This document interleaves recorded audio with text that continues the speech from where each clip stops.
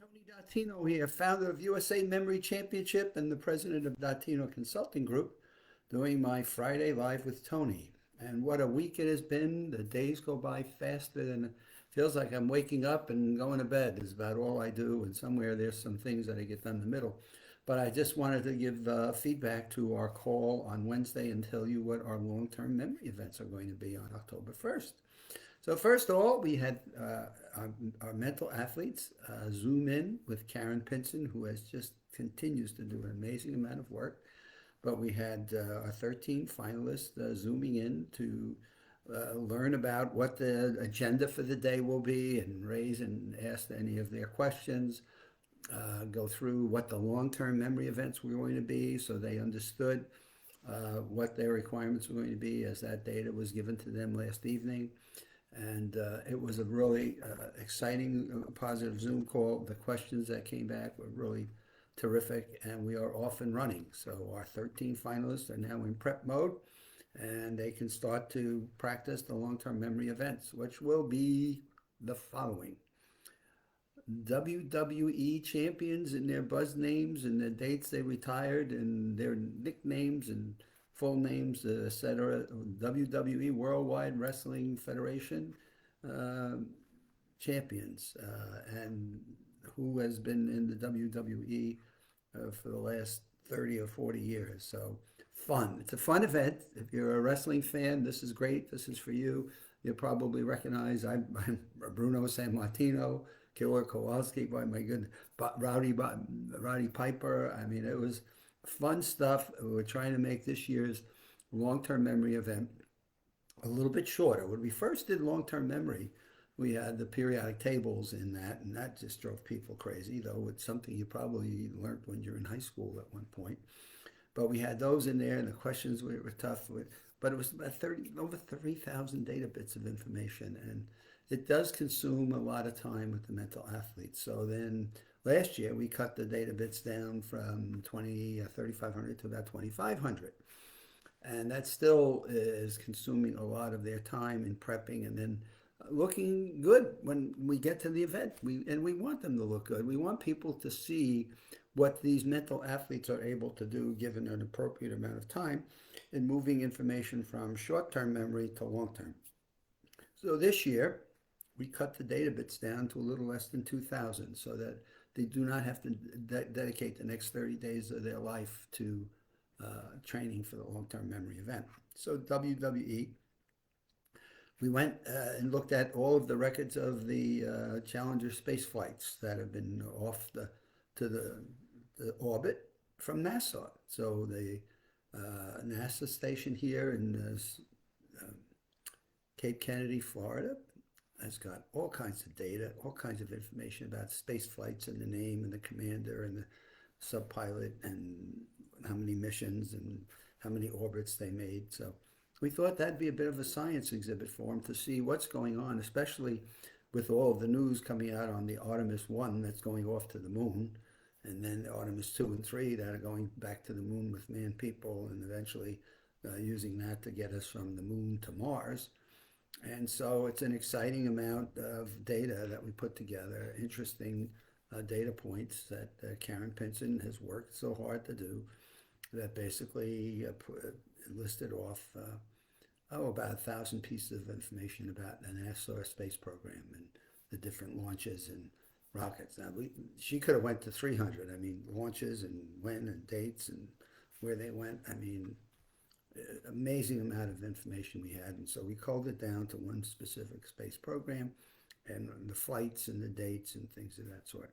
So there's a good mix of information that they have. So WWE wrestling, and then we come along to some science with the NASA space program, and then Karen and I decided we're going to go a little bit about what we see in the business world today and finances and things, and so we went after the top 99 USA companies by revenue, by size of revenue, and what position they sit in, and where their headquarters is located, how many employees they have, and how much money do they make. Since we thought that would be interesting information for people, especially if any of you are concerned for your 401ks or your retirement plans or you're investing in stocks. We just thought that that would be an interesting event with information that people would find beneficial. First, so who are these companies that we have here in the United States, and how do they rank in terms of the top 99 organizations? So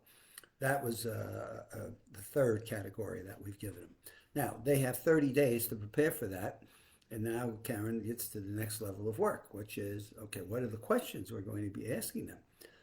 And we have what we call level one questions, which were basically, okay, tell me who the top company number 48 was.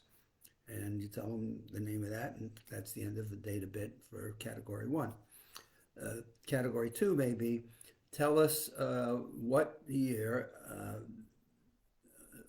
what company is rated um, number 15, and what are their revenues and how many employees do they have. So we may require them to come back with 2 or 3 pieces of information or data.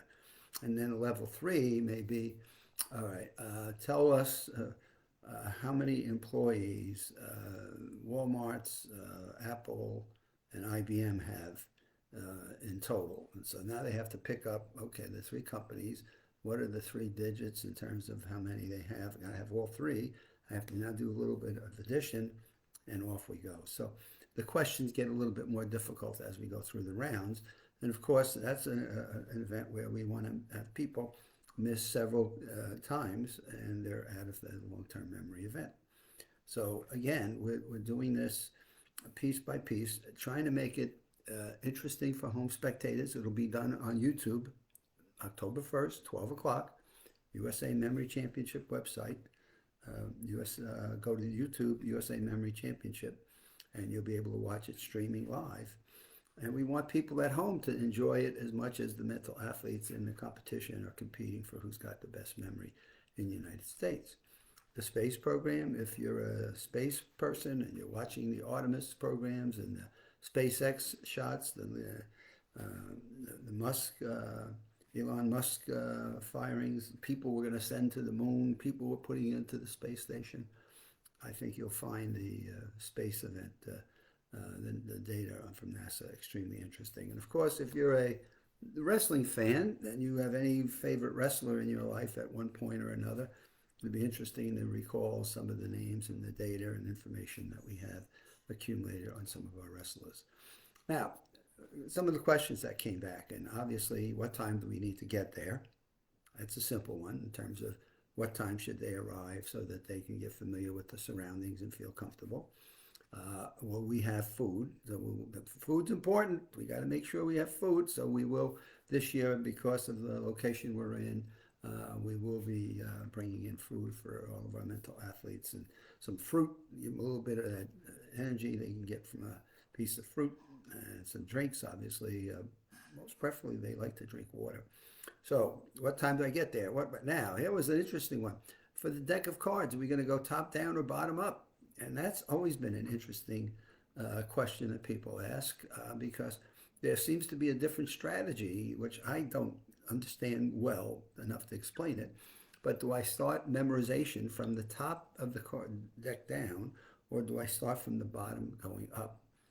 And my thinking is, my God, when I'm having them call the cards off, usually I pick the first card off the top. But sometimes they want to go from the first card on the bottom. So I go bring the deck up as opposed to bringing the deck down. And the agreement was that we will, at the event, we will see the 3 finalists and ask them. And if it's unanimous, then we'll go top down or bottom up. If it's not unanimous, we'll flip a coin and we'll see where that goes. So the bottom line is they have to be prepared for each of them. Now, another card question. Are we putting 2 decks of cards, 52 cards together, and shuffling as 104, or are we keeping the 2 separate decks? Question, might I have 2 ace of clubs show up on my first pair of memorization in order, as opposed to an ace of clubs will only show up once in 52 and once in 52? And the answer is it may show up in consecutive cards. So that'll drive you a little nuts in terms of it. So we had a lot of good dialogue, a lot of great questions. Where will we stay? Where's the location? So that's obvious. Where are we going in terms of the facility is Full Sail University, specifically where.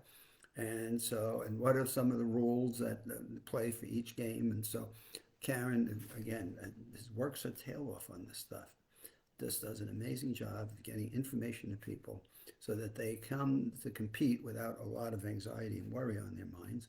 And of course, Full Sail University is just a great studio, bang up team of people, real life project for their students, and we get a win-win all the way around the board. So we talked about the tea party. You know, how many data bits will there be on a tea party, and how will that be done? So they were thrilled to see it'll be pre-filmed, so everything's in order. It'll be the same. We cut the data bits in half, so it'll be half as much as what they had to do last year, and we went through what that would be, and that generated some interest in things. So that was our call this week. We are moving along, and we have our 4 o'clock status with the whole team here today. And I'll certainly be filling you in on any of the highlights from that come Mondays, Tony Live with Tony. So to that, have a good weekend. We have lots of college football this weekend. We still have baseball in its final month of the season. I'm not sure how many of you are tennis fans, but we have Serena Williams is coming back for her third go at this thing, and she seems to be a crowd favorite at the arena. And I don't think anybody would be for lack of wanting to do things. So be safe, smart.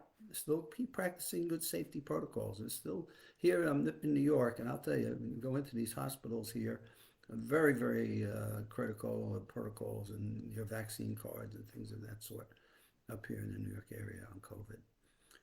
Have a good weekend. We'll see you Monday.